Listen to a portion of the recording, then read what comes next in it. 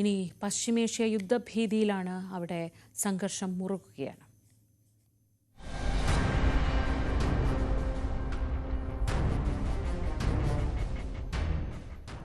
Israel Iran സംഘർഷം രൂക്ഷമായി തുടരുന്നു. ഇസ്രയേൽ ആക്രമണത്തിന് പിന്നാലെ ഇറാനും ശക്തമായി തിരിച്ചടിച്ചു.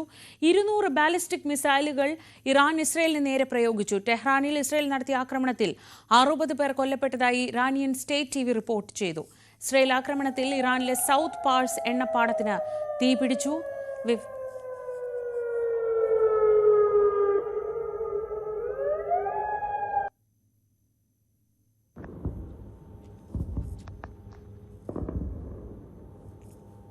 MG മിഥുൻ വിവരങ്ങളുമായി. മിഥുൻ, മൂന്നാം ദിവസവും സംഘർഷഭരിതമാണ്. ഇന്നലെ രാത്രി മുഴുവൻ നമ്മൾ ഈ ദൃശ്യങ്ങളിൽ കാണുന്നതായിരുന്നു രണ്ട് രാജ്യങ്ങളുടെയും ആകാശത്തുള്ള കാഴ്ചകൾ. ഏറ്റവും പ്രധാനമായി ഇറാന്റെ ഏറ്റവും വലിയ സമ്പത്തായ എണ്ണപ്പാടങ്ങളിലേക്ക് അടക്കമാക്രമണം പോകുന്നു. മറിച്ച് ഇസ്രയേലിന്റെ ശക്തി കേന്ദ്രങ്ങളിലേക്ക് ഇറാൻ ബാലിസ്റ്റിക് മിസൈലുകൾ തൊടുത്തുകൊണ്ടേയിരിക്കുന്നു.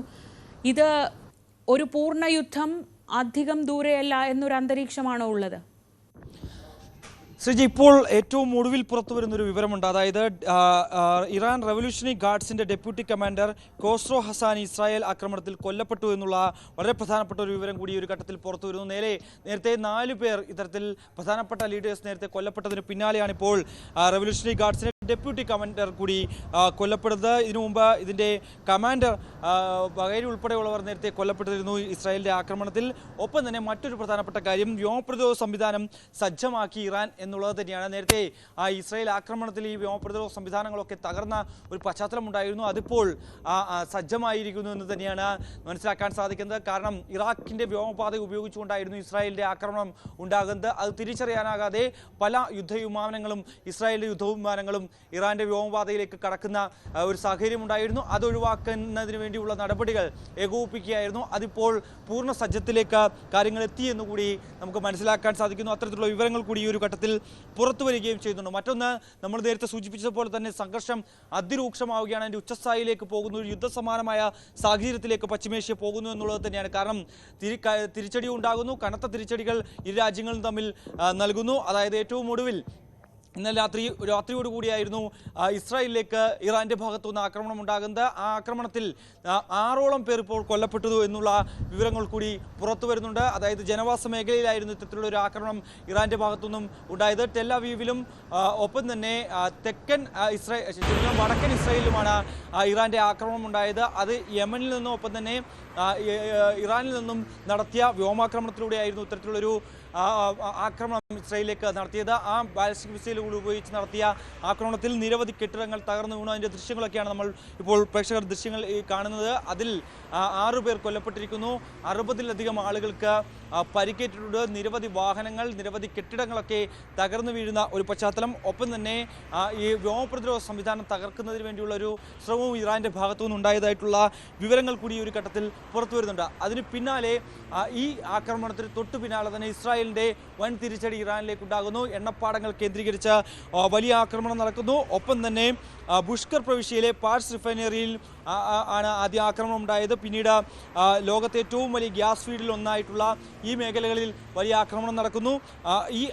പിന്നീട് അല്പസമയത്തിന് മുമ്പ് നമ്മൾ തന്നെ പുറത്തുവിട്ട ബെഞ്ചമിൻ നെതന്യാഹുവിൻ്റെ പ്രതികരണം അനുസരിച്ച് ആക്രമണം തുടരും. ഇനി അങ്ങോട്ട് മുന്നോട്ട് പോകുമ്പോൾ വലിയ രീതിയിലുള്ള ആക്രമണമായിരിക്കും, ശക്തമായ ആക്രമണമായിരിക്കും ഇനി ഇറാൻ കാണാൻ പോകുന്നു എന്നുള്ള തരത്തിലുള്ള പരാമർശം കൂടി ബെഞ്ചമിൻ നെതന്യാഹു നടത്തുകയും ചെയ്യുന്നു. അതേസമയം ഇപ്പോൾ തങ്ങളുടെ എണ്ണപ്പാടങ്ങൾ ആക്രമിച്ച ഇസ്രായേലിന് അതേ നാണയത്തിൽ തിരിച്ചടി നൽകുമെന്ന് ഇറാന്റെ പരമോന്നത നേതാവ് ഖമനേയി കൂടി വ്യക്തമാക്കുന്ന ഒരു പശ്ചാത്തലം. അങ്ങനെ ഇരു രാജ്യങ്ങളും തമ്മിൽ ഒട്ടും സന്ധിയില്ലാതെ, ഈ സംഘർഷത്തിന് ഒരു തരത്തിലും ഒരു സന്ധിയില്ലാതെ മുന്നോട്ട് പോകുന്നു എന്ന് തന്നെ വേണം നമുക്ക് ഈ ഒരു ഘട്ടത്തിൽ മനസ്സിലാക്കാൻ. ഒപ്പം തന്നെ അമേരിക്കയുമായി ഒരു തരത്തിലുമുള്ള ആണവ കരാർ ചർച്ചയ്ക്ക് ഇനി ഉണ്ടാകില്ല എന്നുകൂടി ഇറാൻ നിലപാടെടുത്തതോടുകൂടി സംഘർഷം ഒരു യുദ്ധ സമാനമായ സാഹചര്യത്തിലേക്ക് പോകുന്നു എന്ന് തന്നെയാണ് മനസ്സിലാക്കാൻ സാധിക്കുന്നത്. ഒപ്പം തന്നെ മറ്റൊരു വിമർശനവും ഇറാന്റെ ഭാഗത്തു നിന്നുണ്ടായിരുന്നു. കാരണം ഈ അന്താരാഷ്ട്ര ആണവോർജ്ജ ഏജൻസിക്കെതിരായാണ് ഇത്തരത്തിലൊരു വിമർശനം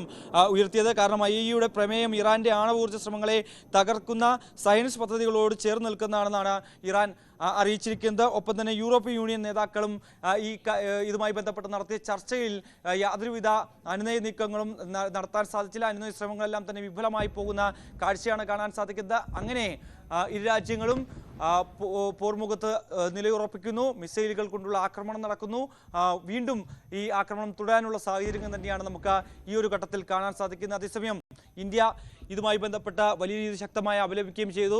സ്വാഭാവികമായും നമുക്ക് ഇരു രാജ്യങ്ങളുമായി നല്ല ബന്ധമാണുള്ളത്. ഇറാനെ സംബന്ധിച്ചും ഇസ്രായേലിനെ സംബന്ധിച്ചും നല്ല രീതിയിൽ ബന്ധം മുന്നോട്ട് പോകുന്ന രാജ്യം കൂടിയാണ് ഇന്ത്യ. അതുകൊണ്ട് തന്നെ ഇരു രാജ്യങ്ങളെയും പിണക്കാതെ മുന്നോട്ട് പോകണമെന്നുള്ള വലിയൊരു വെല്ലുവിളി ഇന്ത്യയെ സംബന്ധിച്ചുണ്ട്.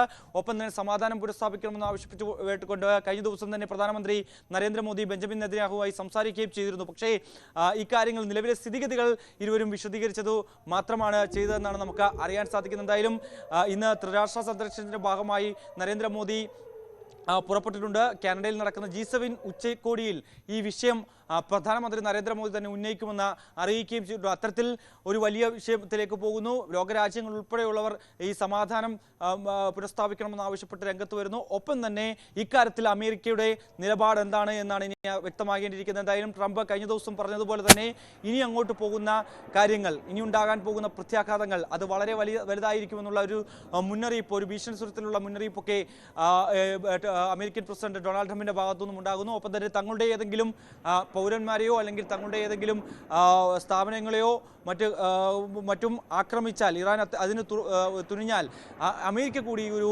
രംഗത്തേക്ക് വരികയും ചെയ്തു. സ്വാഭാവികമായും ഇസ്രായേൽ കഴിഞ്ഞ ദിവസം രാത്രി അടിയന്തര യോഗത്തിന് ശേഷം അമേരിക്കയുമായി ഈ കാര്യങ്ങൾ വിശദീകരിച്ചിരുന്നു. ഈ ആക്രമണത്തിൽ അമേരിക്ക കൂടി സഹകരിക്കണം, ഇതിന് ഭാഗമാകണമെന്നുള്ളൊരു ആവശ്യം ഇസ്രായേൽ മുന്നോട്ട് വെക്കുകയും ചെയ്തിട്ടുണ്ട്. എന്തായാലും അത് സംബന്ധിച്ചുള്ളൊരു പ്രതികരണം ഇതുവരെയും വൈറ്റ് ഹൗസിന്റെ ഭാഗത്തു നിന്ന് ഉണ്ടായിട്ടില്ല. അത് ഉടൻ തന്നെ ഉണ്ടാകുമെന്ന് പ്രതീക്ഷിക്കുകയും ചെയ്യുന്നു. അങ്ങനെ സംഘർഷഭരിതമാണ് പശ്ചിമേഷ്യ. ഒരു യുദ്ധസമാനമായ സാഹചര്യത്തിലേക്ക് കാര്യങ്ങൾ നീങ്ങുകയും ചെയ്യുന്നു.